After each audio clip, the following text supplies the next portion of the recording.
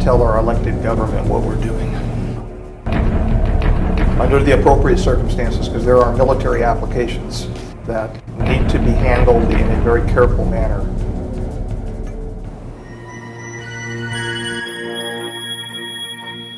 There was a very specific procedure.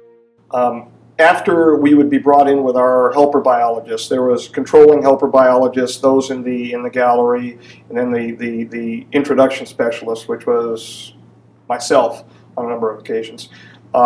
We entered the clean sphere through a large series of protocols involving pressurization and compartmentalization, no pun intended, until finally we were pressurized in fully encapsulated a TEC, a TES, total encapsulated suit, for entrance into the clean sphere.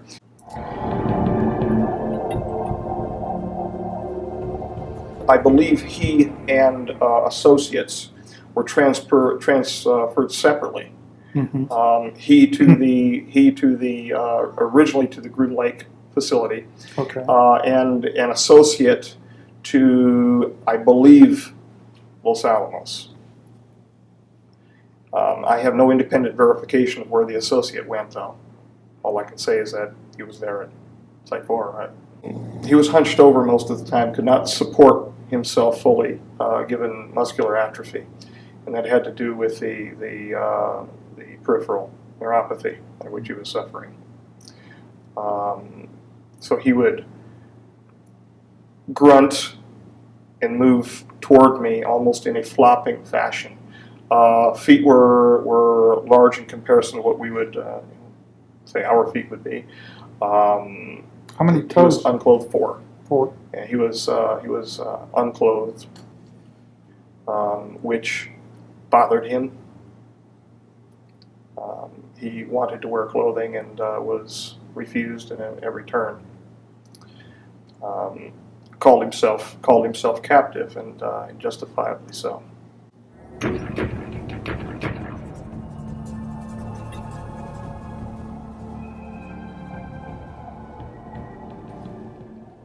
We had regular, systematic medicals by a physician. Following that, we would be suited, we would be catheterized, plugged,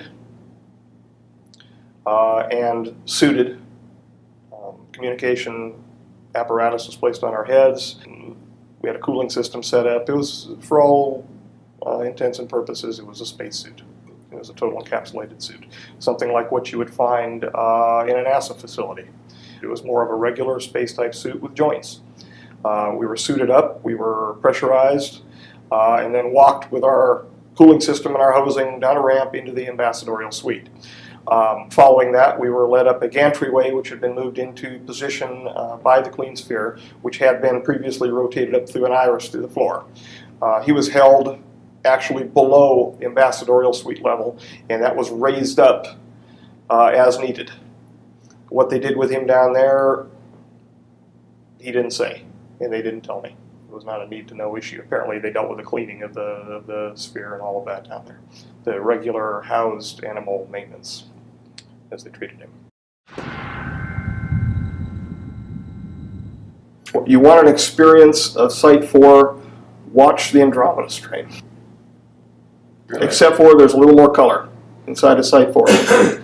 They've got a nice orange stripe on the wall, and they've got a red and blue stripe on the floor, which gives you general directions depending upon the floor you're on, and you can't move without getting stopped anyway. We're talking separate to the Groom facility here. I'm aware of several floors at the Groom facility, and then finally the majority of the hot stuff was taken over to Site 4. We're talking 4 basic levels. The first level, and they're coded 4.1, 4.2, 4.3, 4.4, and finally where he was stored is 4.5. And that 4.5 designation was painted on the wall for him because 4 and 5 is 9. That's why, in fact, they built 9 hangars on the Galileo and Sidekick levels. The 4.1 level. The 4.2 level contained the looking glass, Alice's glass. In fact, outside of the door for the major facility, there's a white rabbit with a clock. a very large, it's a statue that's probably about that tall, and it's held above the doorway. It's wired above the doorway. The looking glass, I find out, is one of the ERBs. It's an Einstein-Rosenbridge promoter. It uses some form of, this is found out, Jesus, in the last 2 weeks. Asking the right questions there, I guess. It's composed of a spherical, spinning, arced, rectangular solid matrix of nickel, cadmium, and barium. There is a spinning disk underneath it, which is supercooled. Into this is injected into the center of these spinning, and I'm not a physicist, spinning disks, is injected an argon gas.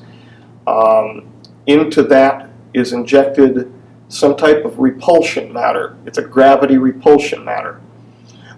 They are obtaining the gravity repulsion matter from the heavy materials that have been obtained from the J-rods, the 115 variety material. And apparently when they bombard it with enough electromagnetism, this stuff repels gravity and it turns into some sort of exotic matter. They spin it fast enough, it opens, or they can see through it. How they get the information out of it, no clue. I don't know. What specific information they've obtained, I only know of one piece of information, and that is the rush, why the rush is underway to get Lotus done by the 2005 deadline. And that is, from what I understand, the great prize in what's going on in the world right now, are those devices. Why do you think the British are running around Iraq right now looking for the climatological records that are just happen to be disappeared out of the Baghdad Museum with the rest of the cylinder seals? They're trying to put, well, they have been putting, in fact, Saddam did put 2 of them together in Iraq, which conformed to the ancient cylinder seals, which are now missing from the library or the museum in Baghdad. Obviously somebody looted them. But they went to Tinian Island, by the way. That's where they went first. After that, I've got no clue. But they were looted by the best. Put it to you this way.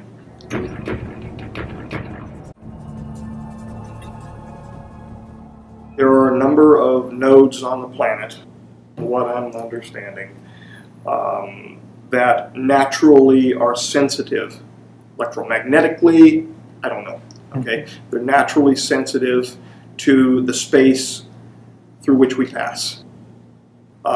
These nodes activate spontaneously when we pass through them, or can be struck with electromagnetism and be temporarily opened. According to the doctrine of the convergent timeline paradox, the J-rods, to solve their paraprotein problem, used these ERBs to go back in time. And some of them were worshipped. They were treated as gods, and temples were built for them, etc., etc. The so-called Nubis Ra, that sort of business. Again, I'm not, this is getting science fiction-y because it sounds like poppycock. But this is what I got in exchange for the information that he gave me, so what the hell. Literally, there are 2 or more concurrent timelines that we're living in. 2 separate existences. And what that means exactly, that's what I read. What that means exactly, I'm not sure. To solve their problem, they messed around with us even earlier than earlier when they had been treated as gods. They went back, treated as gods, went back before. In other words, they can apparently select the timeline. How they do that, again, no clue. They manipulated our original DNA and removed a single strand from us. This made us able to meet with another experiment which was underway at the time called Neanderthalensis. And yes, I know there is no genetic evidence concerning the mating between the Neanderthals and the other brand, if you will, of our kind. That's because all of the genes have been turned off. Any of the unusual mating sequences aside from retroviruses that tagged along were turned off as part of our long intermittent sequences. They're part of the great repeats. And in fact, the Neanderthals, take a look at the number of long interspersing elements that they have in their genome, and that will bear out what I'm saying.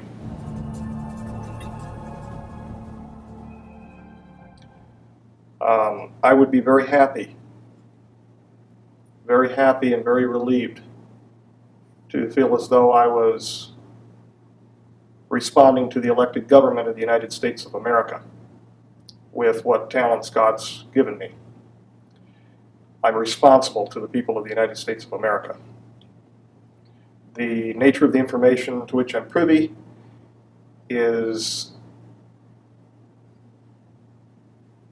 sensitive enough that the full disclosure of that information would have to be done in an appropriate location and under appropriate circumstances.